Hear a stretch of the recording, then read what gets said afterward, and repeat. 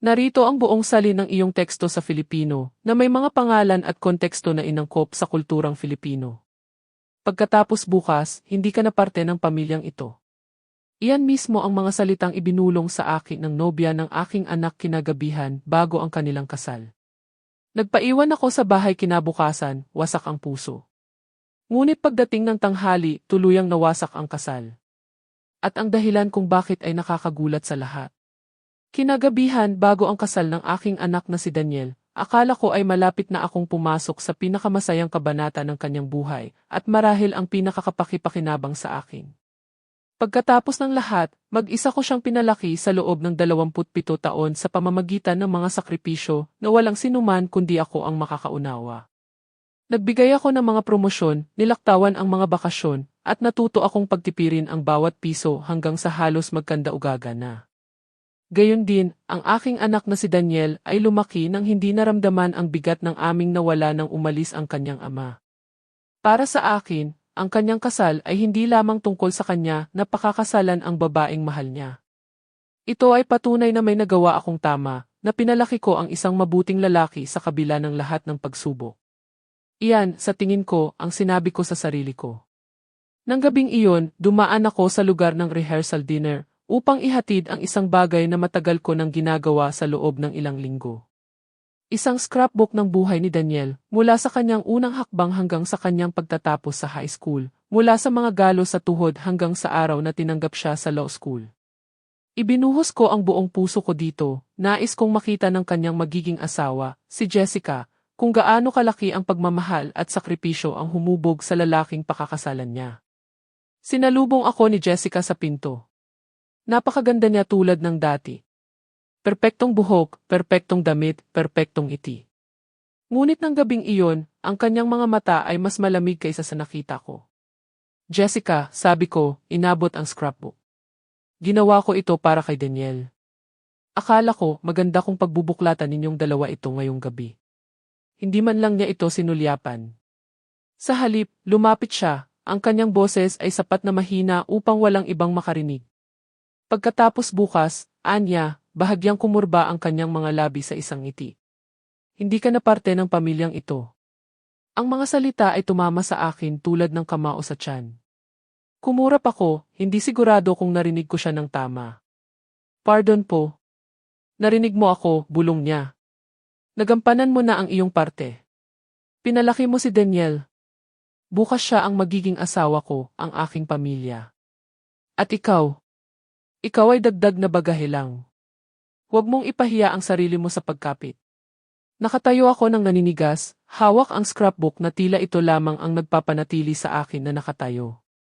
Nasunog ang aking lalamunan, ngunit walang tunog na lumabas. Bahagyan niyang ikiling ang kanyang ulo, halos tuwang-tuwa sa aking katahimikan. Sa totoo lang, tiniis na kita ng matagal. Mahal ka ni Daniel, syempre, ngunit ang pag-ibig ay bumubulag sa tao. Nakikita kita kung ano ka talaga. Isang taong hindi nabibilang sa aming kinabukasan. Kaya gawin mo tayong dalawa ng pabor. Huwag kang pumunta bukas. Iligtas mo kaming lahat sa drama. Dapat ay may sinabi ako. Dapat ay ipinagtanggol ko ang sarili ko. Sa halip, naramdaman ko ang bigat ng mga taon na dumadaig sa akin. Mga taon ng kalungkutan, ng pagtatrabaho ng double shift, ng pagpapanggap na hindi ako pagod para lang hindi makita ni Daniel kung gaano kahirap ang buhay nang wala ang kanyang ama. At ngayon ang babaeng ito, ang nag-aangking nagmamahal sa kanya, ay sinasabi sa akin na ako ay disposable. Tinapik niya ang aking braso na parang bata na kailangan ng aliw. Umuwi ka, Aling Mila. Matulog ka. Bukas ang pinakamagandang araw ng aming buhay, at hindi ka namin kailangan doon para sirain ito. Hindi ko matandaan ang pag-alis. Hindi ko matandaan ang pagmamaneho pa uwi. Ang natatandaan ko ay nakaupo ako sa gilid ng aking kama ng gabing iyon, nakatingin sa scrapbook ni Daniel. Sobrang nanginginig ang aking mga kamay kaya halos mapunit ang mga pahina. Bawat larawan ay isang alaala ng pagmamahal, sakripisyo at pagtitiis. At gayon pa man bukas ay dapat akong magpanggap na wala sa mga ito ang mahalaga, na hindi ako mahalaga. Lumabo ang aking paningin sa mga luha, ngunit sa ilalim ng sakit sa puso, may iba pang gumalaw. Isang malamig, tahimik na galit. Ibinulong ko sa dilim, kung hindi ako parte ng pamilyang ito pagkatapos bukas, kung gayon bukas hindi ako naroroon. Kaya, kinaumagahan, nanatili ako sa bahay. Akala ko magpapatuloy ang kasal nang wala ako. Akala ko, pakakasalan siya ni Daniel at iiwan ako, burado sa sariling kwento ng aking anak. Ngunit pagdating ng tanghali ng araw na iyon, alam na ng buong lungsod. Hindi natuloy ang kasal at ang dahilan kung bakit ay babaguhin ang lahat. Sa tingin ko, sa sinumang titingin mula. Sa labas, isa lamang akong overprotective na ina na ayaw bumitaw. Iyan ang label na maingat na ipininta sa akin ni Jessica sa loob ng maraming taon. Ngunit ang totoo, hindi ako kailanman kumapit kay Daniel. Binuhat ko siya dahil walang ibang gagawa. Nang umalis ang ama ni Daniel, hindi lang ako ang iniwan niya. Iniwan niya ang kanyang anak. Hinding-hindi ko makakalimutan ang gabing iyon. 7 taong gulang pa lamang si Daniel, hawak ang kanyang laruang dinosaur sa isang kamay at nagtatanong, kailan uwi si tatay? Wala akong sagot. Luha lamang na sinubukan kong itago sa likod ng pilit ng ngiti. Mula ng araw na iyon, kaming dalawa na lang. Ako ang naging tagapagtaguyod, ang tagapag-alaga, ang tagapagpasaya, ang tagapagdisiplina. Nagtrabaho ako ng doubling shift sa cafeteria ng ospital. Minsan umuuwi ng sobrang pagod kaya nakatulog ako sa aking uniforme. Ngunit sa bawat pagkakataon na umuwi si Daniel na may gintong bituin mula sa paaralan, sa bawat pagkakataon na ginawa niya ako ng baluktot na Mother's Day card, alam kong sulit ang lahat.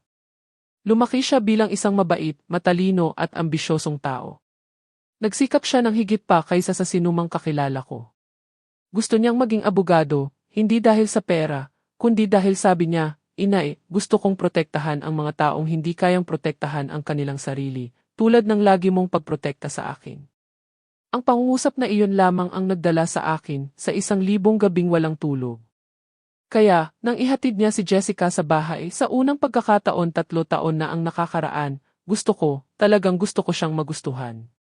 Maganda siya, may kumpiyansa, ang uri ng babae na tila nagbibigay liwanag sa bawat silid. Nabighani si Daniel at gusto kong maging masaya siya. Ngunit sa ilalim ng alindog, napansin ko ang maliliit na lamat. Magalang siya sa akin sa publiko, ngunit kapag umalis si Daniel sa silid, nagbabago ang kanyang tono, matalim, mapanlait, na parang ang pakikipag-usap sa akin ay isang gawain. Hindi siya kailanman nagtanong tungkol sa aking buhay, sa aking trabaho, o maging sa mga kwento ng pagkabata ni Daniel. Sa halip, ibabalik niya ang mga pag-uusap sa kanyang sarili, sa kanyang karera sa marketing, sa kanyang mga glamorosong kaibigan, sa kanyang mga plano sa hinaharap. Binaliwala ko ito sa simula. Siguro ay kinakabahan lang siya. Siguro ay hindi lang niya alam kung paano makipag-ugnayan sa akin. Ngunit sa paglipas ng panahon, lumawak ang mga lamat.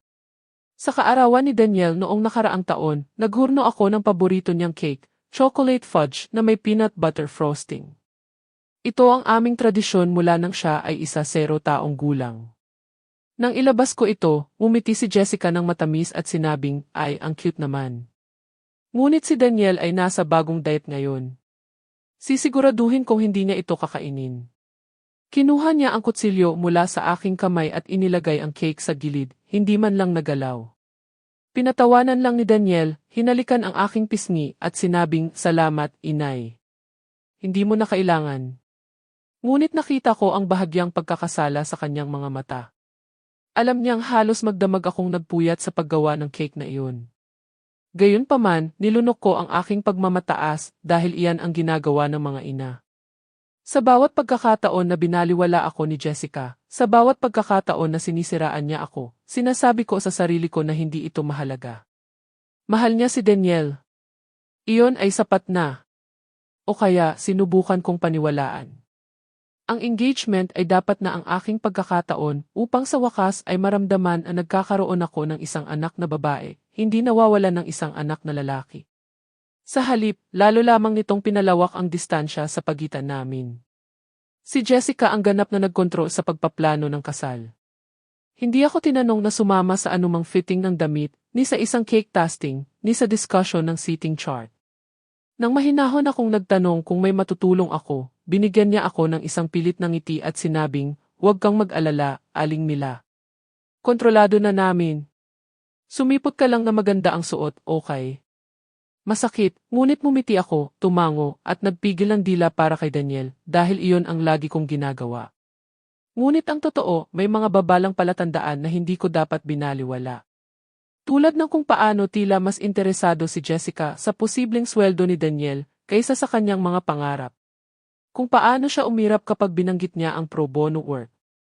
Kung paano niya siya ipinakilala sa mga party, hindi bilang aking nobyo na si Daniel, kundi bilang si Daniel ang magiging abogado.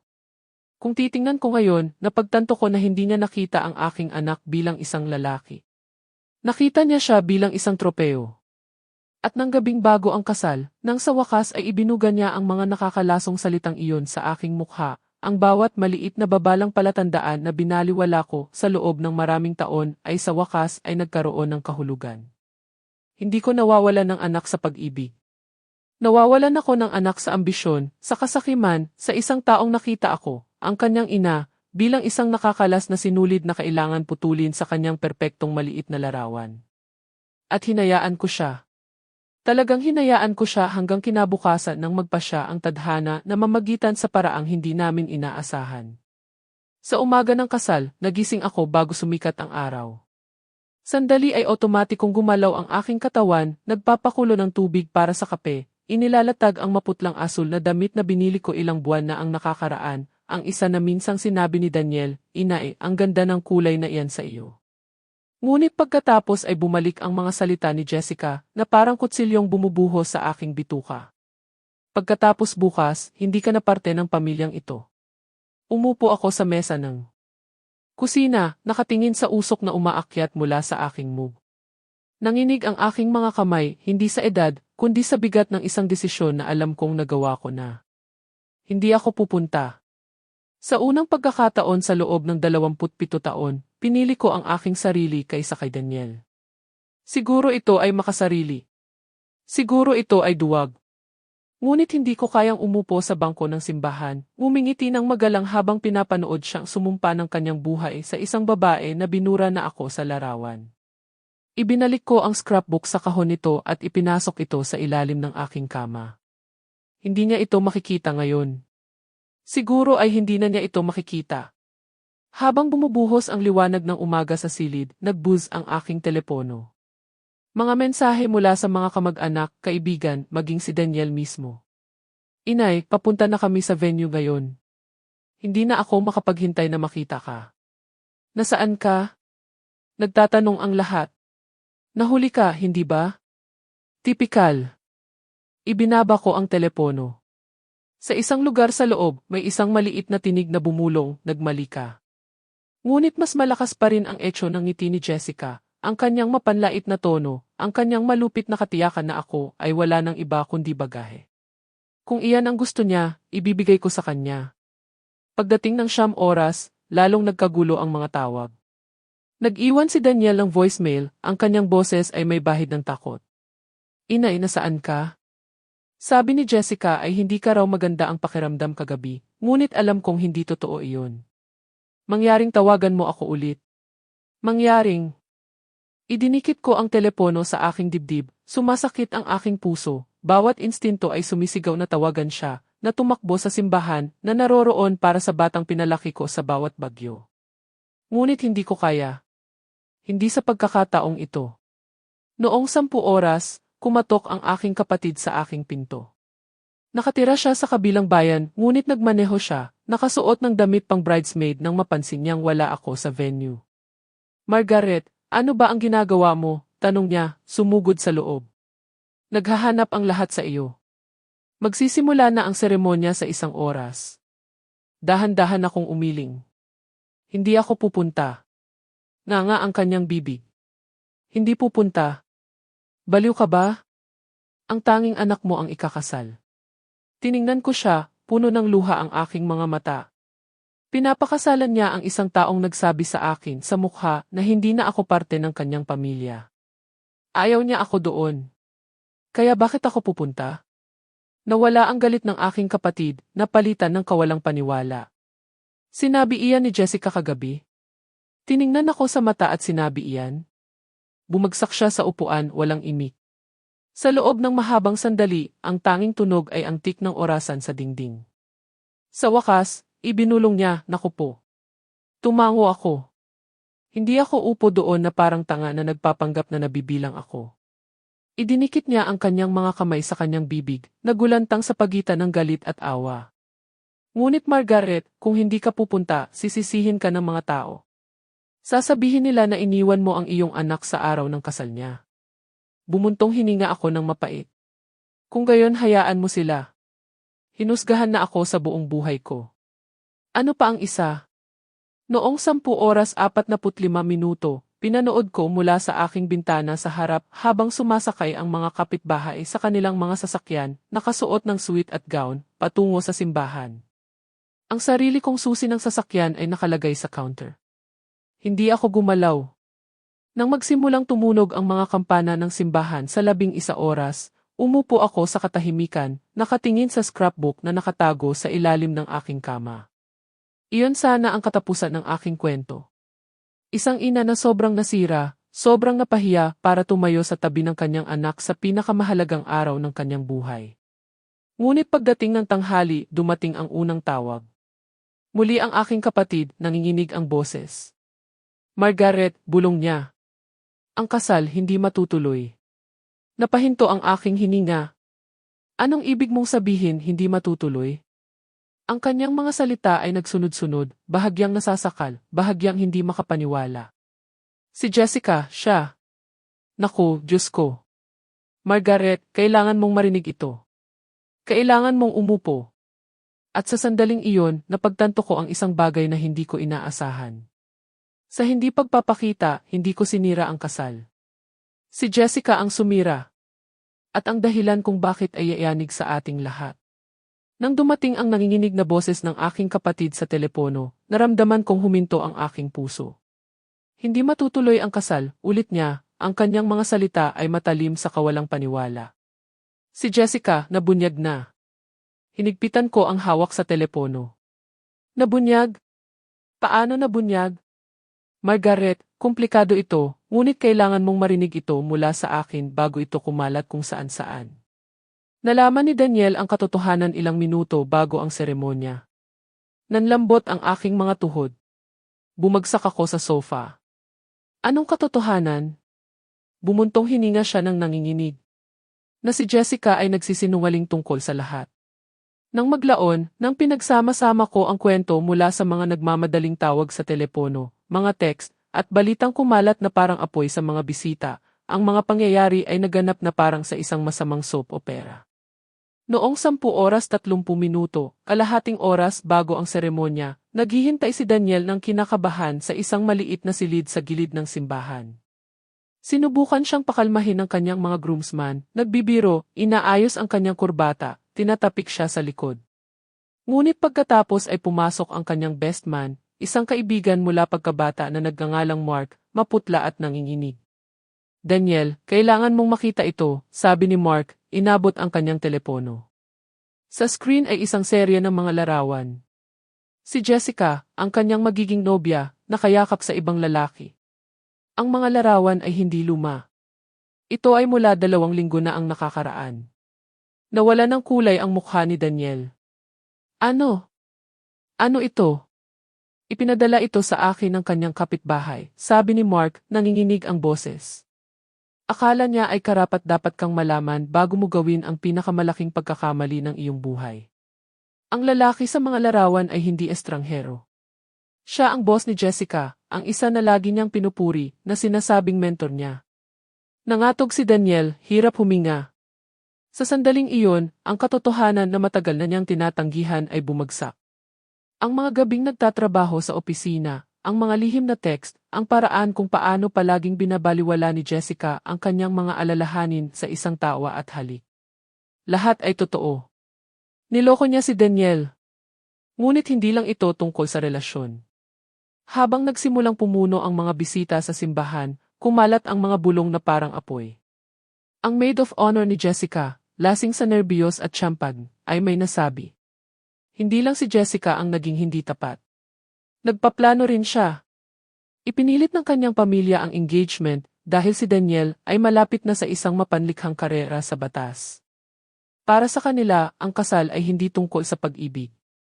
Ito ay isang transaksyon, isang pagsasama. Ang prenup na ipinilit ni Jessica na ipadraft ay hindi para protektahan si Daniel. Ito ay idinisenyo upang ifonel ang kanyang mga ari-arian sa hinaharap sa kanyang kontrol. Ang kanyang ama, isang negosyante na may mga kaso ng pagkalugi, ay ipinagyabang pa sa isang bisita na sa sandaling magpakasal si Jessica kay Daniel, mawawala ang aming mga problema sa pananalapi. Nang sumugod si Daniel sa bridal suite, nanginginig siya sa galit. Si Jessica, na nagliliwanag sa kanyang gown, ay bumaling ng may ngiti. "Sweetheart, handa ka na?" Ipinakita niya ang telepono. Ano ba ang impyerno nito? Nag-iba ang kanyang mukha. Sa unang pagkakataon, nahulog ang maskara. Hindi ganyan ang hitsura nito, simula niya. Eksakto kung ano ang hitsura nito, sigaw ni Daniel. 2 linggo na ang nakalipas kasama ang boss mo. Napasinghap ang kanyang mga bridesmaids. Natahimik ang silid. Naging matalim ang boses ni Jessica. "Daniel, makinig ka sa akin." "Hindi, ikaw ang makinig." Nabasag ang kanyang boses. "Sinabi mo sa aking ina na hindi siya parte ng pamilyang ito. Sinubukan mong alisin ang nag-iisang tao na laging nandyan para sa akin. At sa lahat ng panahong ito, niloloko mo ako sa mukha." Namula ang pisngi ni Jessica sa galit. "Ang nanay mo. Iyan ba ang pinag-uusapan dito?" Nilason kanya laban sa akin mula sa simula. Nagsiselos siya, Daniel. Ayaw niyang bumitaw. Ngunit nawala ng saysay ang mga salita dahil sa sandaling iyon ay napagtanto ni Daniel ang katotohanan. Hindi ko na kailangang lasonin siya laban sa kanya. Nilason niya ang sarili niya. Pagdating ng 11:15, nagkagulo ang simbahan. Bumubulong ang mga bisita, napapasinghap, tinitingnan ang kanilang mga telepono habang kumakalat ang balita sa mga upuan. Sinubukan ng pastor na ibalik ang kaayusan, ngunit bumaba si Daniel sa pasilyo, hindi kasama ang isang nobya, kundi may isang malungkot na anunsyo. "Walang kasal ngayon," sabi niya, nanginginig ang boses ngunit matatag. Pinagtaksilan ni Jessica ang aking tiwala. Kinansela ang seremonya. Napuno ng singhap ang simbahan. Ang mga magulang ni Jessica ay tumayo sa pagtutol, ang kanyang ina ay sumisigaw, "Huwag mong ipahiya ang aming anak na babae ng ganito." Ngunit hindi umatras si Daniel. Ipinahiya niya ang kanyang sarili. Si Jessica, galit na galit, ay humabol sa kanya, sumisigaw tungkol sa mga kasinungalingan at hindi pagkakaintindihan. Ngunit hindi nagsinungaling ang mga larawan. Gayon din ang mga bulong ng kanyang mga lihim na motibo. Pagdating ng tanghali, tahimik na nagsisiuwian ang mga bisita. Ang ilan ay umiling. Ang ilan ay bumubulong tungkol sa nasayang na pera at nasirang plano. Ang iba ay bumubulong ng simpatya para sa akin, bagaman hindi ako naroroon. Nang matapos ng aking kapatid ang pagkukwento, nakaupo ako ng naninigas, ang telepono ay nakadikit sa aking tainga. Masakit ang puso ko para kay Daniel, sa sakit ng puso na hindi niya deserve. Ngunit sa ilalim ng kalungkutan, may iba pang damdamin ang namulaklak. Pagbibigay katwiran. Sinabi ni Jessica sa akin na hindi ako parte ng pamilya. At ngayon wala ng pamilya na maangkin niya. Ibinulong ko sa telepono, halos sa sarili ko, gusto niya akong mawala. Ngunit siya ang nawala ngayon. Iyan sana ang katapusan ng kwento ni Jessica, ngunit hindi. Dahil kapag ang mga taong tulad niya ay nawala ng lahat, hindi sila tahimik na umaalis. At malapit kong malaman kung gaano kalayo ang handa nilang gawin ng kanyang pamilya upang makuha muli ang sa tingin nila ay kanila. Sa natitirang bahagi ng araw na iyon, hindi tumigil ang aking telepono sa pagbuzz. Mga kaibigan, kapitbahay, maging mga malalayong kamag-anak, lahat ay tumatawag, nagte-text, nagpapadala ng mga link sa mga post sa social media. Ang kinanselang kasal ay nasa lahat ng dako. Isang headline ang nabasa, estudyante ng batas, kinansela ang kasal ilang minuto bago ang seremonya matapos mabunyag ang lihim na relasyon ng nobya. Ngunit isa pang mas nakakalason na post ang nakakuha ng aking pansin. Biyenan, sinabotahe ang kasal. Sinira ang pamilya. Nawalan ako ng gana. Ang pamilya ni Jessica ay isinusulat na ang kwento. Pagsapit ng gabi, kumalat ang mga bulong na ako ang dahilan kung bakit hindi natuloy ang kasal, na sinabihan ko si Daniel ng mga kasinungalingan tungkol kay Jessica, na kinumbinsi ko siya na huwag ituloy. Ito ay katawa-tawa. Nakita ni Daniel ang mga larawan gamit ang kanyang sariling mga mata, ngunit mas mabilis kumalat ang mga kasinungalingan kaysa sa katotohanan at ang mga magulang ni Jessica ay mga master ng pagganap. Sa isang punto, si Jessica mismo ay nag-post sa social media, isang larawan niya sa kanyang sirang damit pangkasal. May maskara na umaago sa kanyang pisngi na may caption, ang ilang tao ay hindi lang marunong bumitaw. Ang ilang ina ay hindi alam kung kailan titigil. Nagbuhos ang mga komento. Nag-aalok ng simpatya ang mga estranghero, nagtatanong ang mga kaibigan kung anong uri ng ina ang sumisira sa kaligayahan ng kanyang anak. Gusto kong sumigaw. Gusto kong ipagsigawan ang katotohanan mula sa mga bubong. Ngunit pinakiusapan ako ni Daniel na huwag makialam. Inay, huwag kang bumaba sa kanyang level. Alam ng lahat ng malalapit sa atin kung ano talaga ang nangyari. Ngunit ang problema ay hindi alam ng lahat ng malalapit sa atin. Ang ilan ay naniwala sa kanya. Ang ilan ay direktang kinuwestiyon ako. Maging ang mga taong kilala ko sa loob ng maraming taon ay nagtanong, Margaret, sinabi mo ba talaga kay Daniel na huwag siyang pakasalan? Mas malalim ang sakit nito kaysa sa inaasahan ko. Matapos ang lahat ng aking isinakripisyo, matapos ang lahat ng ginawa ni Jessica, ako pa rin ang kontrabida sa kwento ng iba. At pagkatapos ay lumala ang mga bagay. 2 araw pagkatapos, nakatanggap ako ng liham, isang legal na liham. Nagbabanta ang pamilya ni Jessica na idedemanda ako para sa paninirang puri, para sa emosyonal na pinsala, maging para sa pakikialam sa mga relasyon sa kontrata. Nakatitig ako sa papel, nanginginig ang aking mga kamay. Pakikialam sa mga relasyon sa kontrata. Ano ba ang ibig sabihin niyan? Direkta ko itong dinala sa aking kaibigan na si Linda, na nagtatrabaho sa isang tanggapan ng abogado sa bayan. Binasa niya ito at umiling. Ito ay pananakot, Margaret. Sinusubukan kanilang takutin. Ang pakikialam sa mga relasyon sa kontrata ay isang magarbong paraan lamang ng pagsasabi na sinira mo ang kanilang pinansyal na plano, na sa totoo lang ay hindi man lang isang legal na argumento sa kasong ito. Pinansyal na plano, ulit ko. Ibinaba ni Linda ang mga papel. Margaret, hindi mo ba alam na bangkarote ang pamilya ni Jessica? Nawalan ng milyon-milyon ang kanyang ama sa mga bigong pamumuhunan. Kailangan nila ang kasal niya kay Daniel upang patatagin ang kanilang pananalapi. Ang prenup na iyon, ito ay isinulat upang protektahan sila, hindi si Daniel. Kung pinirmahan niya ito, kalahati ng lahat ng kanyang kikitain sa loob ng susunod na 10 taon ay mapupunta sa kanilang mga account. Nanlamig ang aking dugo. Kaya, hindi ito kailanman tungkol sa pag-ibig, hindi kahit isang segundo. Ito ay tungkol sa pera, kontrol, seguridad. At nang tumanggi akong magpakita sa kasal, kinuha ni Jessica ang perpektong pagkakataon upang ilipat ang salaysay. Hindi siya maaaring makita bilang ang sakim, hindi tapat na nobya. Kaya, ipininta niya ako bilang ang mapait, kontrolado na ina. Ito ay napakatalino. Malupit, ngunit napakatalino. Sa sumunod na linggo, hindi tumigil ang panliligalig. Bumuhos ang mga anonymous na mensahe sa aking inbox. Halimaw, selosang matandang haling. Sinira mo ang buhay ng iyong anak. At ang pamilya ni Jessica, hindi pa sila tapos. Isang hapon, umuwi ako at nakita si Daniel na nakaupo sa aking sofa, maputla ang mukha, hawak ang sarili niyang liham. Nananakot din sila sa akin, inay, mahina niyang sabi. Sabi ng ama ni Jessica na kung hindi ko siya linisin sa publiko, ay dedemanda ka niya. Sisirain ka niya sa pananalapi. Bumagsak ako sa upuan sa harap niya, kumakabog ang aking puso. Ano ang sinabi mo? Kumuyom ang panga ni Daniel. Sinabi ko sa kanya na magpunta sa impyerno. Ngunit nakita ko ang pag-aalala sa kanyang mga mata.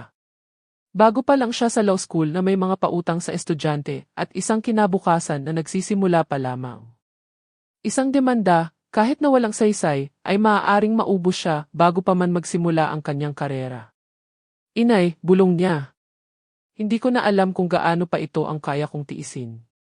Walang awa sila, nilahad ko ang aking kamay sa mesa at hinawakan ang kanyang kamay. Sa loob ng maraming taon, binuhat ko siya sa mga bagyo. Ngayon, sinusubukan niya akong protektahan. Ngunit hindi ito isang bagyo na kaya nating lampasan sa katahimikan. Hindi ito ay digmaan. Nang gabing iyon, habang nakahiga ako at nakatingin sa kisam, Naaalala ko ang sinabi ni Jessica sa isa sa kanyang mga mapagmataas na tirada ilang buwan na ang nakakaraan. Hindi mo naiintindihan, Aling Mila. Sa mundong ito, ang pananaw ang lahat. Ang mga tao ay naniniwala sa kanilang nakikita. Tama siya. Naniniwala ang mga tao sa kanya dahil maganda ang kanyang pagganap. Maganda. Pusong wasak ang biktima ng isang malupit na biyenan. Kung ang pananaw ang kanyang sandata, kung gayon kailangan kong lumaban sa katotohanan. Hindi tahimik, hindi magalang, kundi sa publiko. At mayroon akong sapat na amunisyon na kailangan ko. Dahil ang pagtataksil ni Jessica ay hindi lamang emosyonal, ito ay kriminal. At sa sandaling ibunyag ko ang pinansyal na panloloko ng kanyang pamilya, walang anumang luha ang makapagliligtas sa kanya. Hindi ko pa alam, ngunit ang susunod na kabanata ng labanang ito ay hindi lalabanan sa mga bulong o tsismis. Ito ay lalabanan sa korte. At sa pagkakataong ito, hindi ako magiging tahimik. Sa loob ng ilang linggo, nagpatuloy ang kampanya ng paninira ni Jessica. Itinulak ng kanyang pamilya ang kanilang salaysay sa bawat pagkakataon. Ako ang mapait na ina na hindi makabitaw. Ang babae na sumira sa kaligayahan ng kanyang anak dahil sa selos. Maaaring gumana ito kung hindi dahil sa isang bagay. Ang katotohanan ay may paraan upang lumabas. Ilang araw akong nangungulekta ng lahat ng aking makakaya. Mga lumang email, mga screenshot na nasave ni Daniel, mga kopya ng prenup na binalangkas ng ama ni Jessica na puno ng mga probisyon na napakalupit kaya't mukha itong isang pagkuha ng negosyo kaysa sa isang kasunduan sa kasal. Si Linda, ang aking kaibigan sa law office, ay nagkonekta sa akin sa isang financial investigator. Sa loob ng isang linggo, natuklasan namin kung ano talaga ang itinago ng pamilya ni Jessica. Isang serye ng mga pagkalugi, utang at demanda na umaabot sa halos isang dekada. Hindi nila gusto na pakasalan ni Jessica si Daniel dahil sa pag-ibig. Gusto nila ang kanyang karera, ang kanyang sweldo, ang kanyang kinabukasan at ang prenup. Ito ang kanilang gintong tiket. Gamit ito, alam ko na kung ano ang gagawin ko. Pagkalipas ng 2 linggo, nag-host ang pamilya ni Jessica ng isang hapunan upang ayusin ang pinsala sa isang magarang hotel sa bayan. Inimbitahan nila si Daniel na sinasabing para pag-usapan ang mga bagay-bagay. Pinakiusapan niya ako na huwag pumunta. Ayaw niyang maambush ako. Ngunit alam kong kung hindi ko sila haharapin, hindi sila titigil. Kaya, pumasok ako sa ballroom ng hotel na nakasuot ng maputlang asul na damit na binili ko para sa kasal. Ang damit na hindi ko nasuot. Ang mga magulang ni Jessica ay nakaupo sa dulo ng mesa, si Jessica sa tabi nila na nakasuot ng makinis na itim na damit, ang kanyang ngiti ay matalim na parang talim. Well, sabi ng kanyang ama ng mahinahon, tingnan mo kung sino ang nagpasya na sumama sa amin.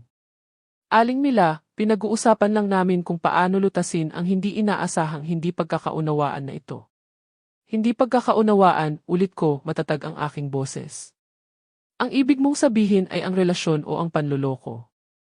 Nawala ang ngiti ni Jessica. Patuloy ka pa rin kumakapit sa mga kasinungalingan. Inilapag ko ang isang makapal na folder sa mesa. Kung gayon, marahil ay maipaliwanag mo ang mga financial records na ito, ang mga bankruptcy filing, at ito ang iyong prenup. Clause 14 na, subsection 3. Sa kaso ng diborsyo sa loob ng unang 5 taon, 75% ng kita ni Daniel Miller ay ililipat sa mga account na pag-aari ni Jessica Hayes at ng kanyang ama, si Richard Hayes. Kumalat ang mga singhap sa paligid ng mesa. Maging si Daniel, na binasa lamang ang dokumento, ngunit hindi ito pinag-aralan ng detalyado, ay namutla. Pinlano mong ubusin siya, malamig kong sabi. Gusto mong gamitin ang kanyang kikitain sa hinaharap upang bayaran ang mga pagkalugi ng inyong pamilya.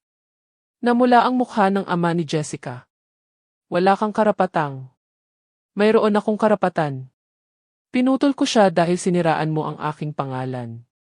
Ipininta mo ako bilang isang selosang, mapait na babae. Ngunit ngayon makikita ng lahat ang katotohanan. Hindi mo pinapakasal si Daniel sa inyong pamilya. Pinapakasal mo ang kanyang bank account. Nangurap ang mga mata ni Jessica.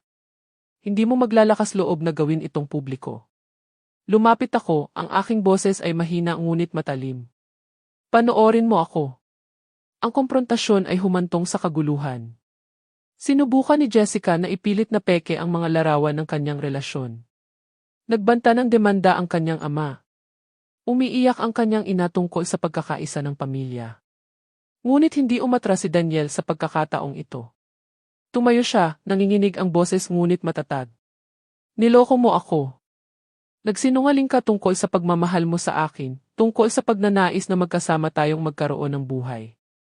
Ang gusto mo lang ay pera. Abot ni Jessica ang kanyang kamay, ang kanyang boses ay biglang lumambot, nagmamakaawa, Daniel, please.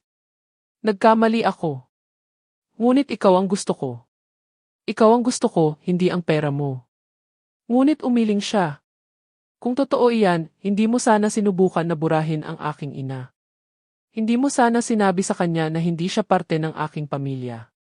Natahimik ang silid. Nagitla si Jessica, napagtanto na ang kanyang mga salita ay bumalik upang parusahan siya. Tuluyang nabasag ang kanyang maskara, bumuhos ang desperasyon. Pinapaikot kanya laban sa akin. Hindi, sabi ni Daniel, nabasag ang kanyang boses. Ginawa mo iyan sa sarili mo. Nang gabing iyon, akala ko matatapos ang komprontasyon sa sigawan, sa mga banta, sa mga sirang pangako. Ngunit sa halip, natapos ito sa paglabas ni Daniel sa hotel na iyon, ang aking braso ay nakakabit sa kanya. Sumunod si Jessica, sumisigaw sa kanya, nagmamakaawa, umiiyak, nanunumpa na hindi ganoon ang hitsura nito. Ngunit sa unang pagkakataon, hindi siya lumingon. Pagdating namin sa parking lot, huminto si Daniel at bumaling sa akin. Namumula ang kanyang mga mata, maputla ang kanyang mukha, ngunit may bagong lakas sa kanyang boses. Inay, bulong niya. Dapat nakinig ako sa iyo. Niyakap ko siya, hawak siya tulad ng ginagawa ko noong bata pa siya. Nakikita mo na ngayon, bulong ko. Iyon lang ang mahalaga. Ngunit habang kami ay nagmamaneho palayo, ang mga salita ni Jessica ay umalingaw-ngaw sa aking isip. Hindi mo maglalakas loob na gawin itong publiko. Nagkamali siya, dahil kung gusto niya ng digmaan ng pananaw, kung gayon pananaw ang makukuha niya. At kapag lumabas ang katotohanan, ang kanyang maingat na nilikhang facade ay guguho ng higit sa pagkabigo. Sa mga araw pagkatapos ng komprontasyon sa hotel, sinubukan ni Jessica at ng kanyang pamilya ang lahat. Mga banta, pagmamakaawa, mga pangako. Nagpadala ang kanyang ama kay Daniel ng mga email na puno ng legal na jargon, iginigiit na may karapatan siyang maghabol ng danyos. Nag-iwan ang kanyang ina ng mga naiiyak na voicemail na nagmamakaawa kay Daniel na maging makatuwiran. Si Jessica mismo ay nag-iba-iba sa pagitan ng galit at desperasyon. Isang sandali ay nanunumpa na sisirain niya kami, sa susunod ay bumubulong na mahal pa rin niya si Daniel. Ngunit huli na ang lahat. Dahil sa pagkakataong ito, ang katotohanan ay hindi limitado sa mga bulong sa isang ballroom. Sa pagkakataong ito, sinigurado kong alam ng lahat. Sa tulong ni Linda, ipinasa ko ang mga dokumento ng prenup at financial records sa isang mamamahayag na dalubhasa sa pagbubunyag ng mga financial scam. Sa loob ng isang linggo, inilabas ang artikulo. Sa likod ng kinanselang kasal, nabunyag ang mga financial scheme ng pamilya Hayes. Nakakawasak ang artikulo. Detalye nito ang mga pagkalugi, ang predatory prenup, at kahit na nagpapahiwatig ng relasyon na nagdulot ng pagbagsak ng kasal. Sa unang pagkakataon, nakita ng mundo ang kwento hindi mula sa mga luhaang post sa Instagram ni Jessica, kundi mula sa pananaw ng malamig at matigas na ebidensya. At biglang bumaligtad ang sitwasyon. Nagbuhos ang mga komento, hindi laban sa akin, kundi laban kay Jessica.